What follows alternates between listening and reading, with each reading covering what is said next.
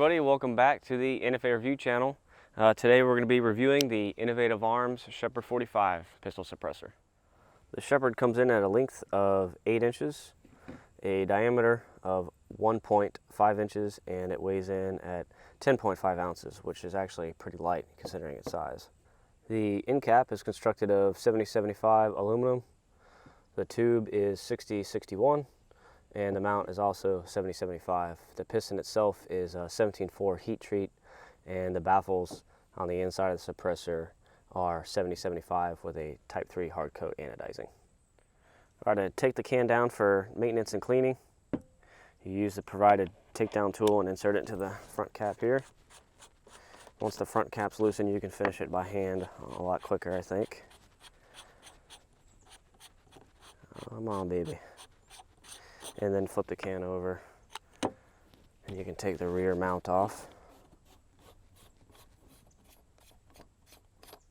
And the piston and the spring, which I will go into more detail later. And the piston and the baffle should just slide right out like that. All right, the Shepherd uses 6 modified K baffles, and as you see here, there are tabs on the front and back of the baffle that help it align with the next baffle in the lineup. The only difference is the last baffle does not have it because that sits flush against the end cap. Other than that, you can mix and match these in any orientation depending on which one gets more built up with carbon, and it actually might make it sound a little better as you play around with them. Innovative Arms has a wide variety of pistons and all the popular thread pitches that you'll need for your host guns. Some interesting features on the pistons themselves is, let me go ahead and put the spring on here for demonstration purposes. You'll see on the front of the piston there's 4 notches, and there's a tab on the inside of the can. So once this is mounted on your host gun, you can pull the can forward, which will compress the spring and allow you to move this to the next tooth. And once you do that, it will reorientate the baffles around the gun. So if you're having any point of impact issues, you can use this to tune it like a clock to get your point of impact to your point of aim. So that's a good little feature that they have built in. And then over here I have the spacer, which is what you would use if you were going to shoot this on, say, your 300 blackout using subsonic rounds. You'd put that in place of the spring. All right, as you can see, we have been enjoying this suppressor quite a bit. Because these are aluminum, you can't put them in a ultrasonic cleaner, so you just resort to some hand brushing with some solvents. I actually did that last night, and that's about as clean as you need to get it. You don't need to make it squeaky clean, and actually it's been proven that a little bit of buildup on the face will help deaden the tone a little bit and make it sound a little better over time. So that's something to keep in mind too. So just knock off the big chunks, coat it with some oil, and slide it back in the tube, and you're ready to go. All right, once the baffles are clean, you can go ahead and start the stack process here. Use a nice even flat surface and drop each baffle onto the next. And what I like to do is slide the tube over top of it, nice and easy. Once they're aligned, flip the tube over, and then you can insert your front cap. I do recommend putting a couple drops of oil on the front cap. It's making disassembly later a lot easier. And then just finish it off with the tool, making sure everything's tight. All right, once the baffles are in the tube, you can assemble the booster assembly like so, and drop it into the blast chamber area, and you are good to go. And now we are going to get shooting. We're going to be shooting it on 22, a 9mm, a 45, and a 300 blackout.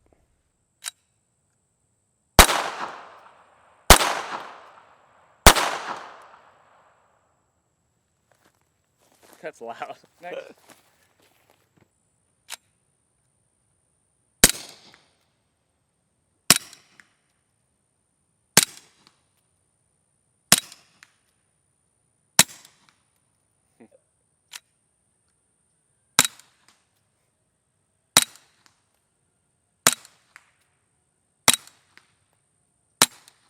Yeah.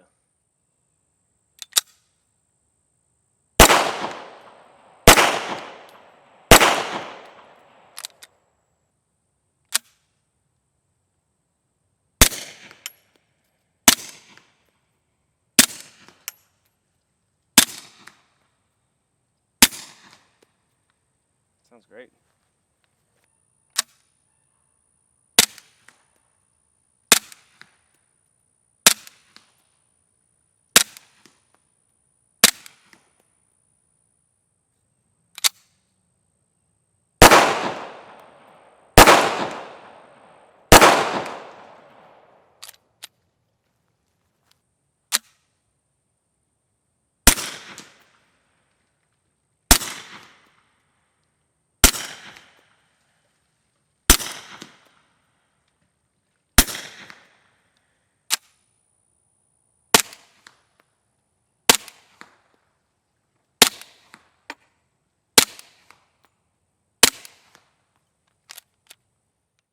All right, the 300 blackout ammo we're going to be running today is from Grizzly Cartridge, and it's a 220 grain remanufactured round that they're introducing to market very shortly, and it's going to be at a really, really good price point.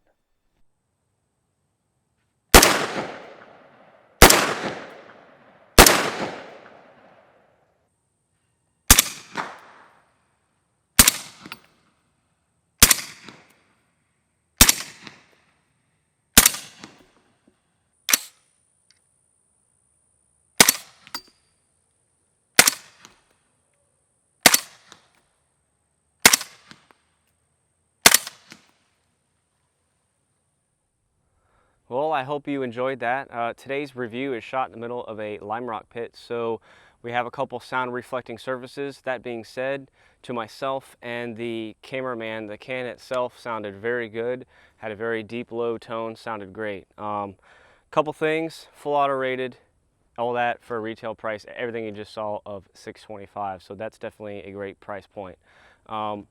Innovative Arms, I was lucky enough to meet Philip and Jenny when they came down and helped sponsor my 9/11 memorial shoot.